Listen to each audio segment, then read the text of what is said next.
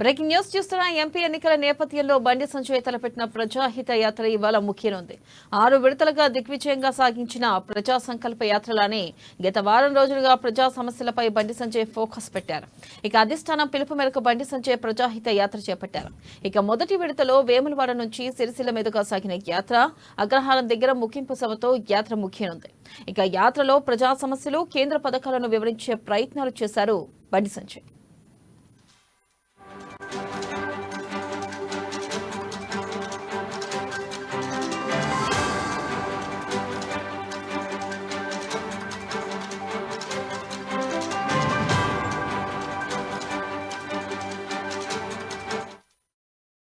Breaking news చూస్తున్న MP ఎన్నికల నేపథ్యంలో బండి సంజయ్ తలపెట్టిన ప్రజాహిత యాత్ర ఇవాళ ముఖ్యనుంది.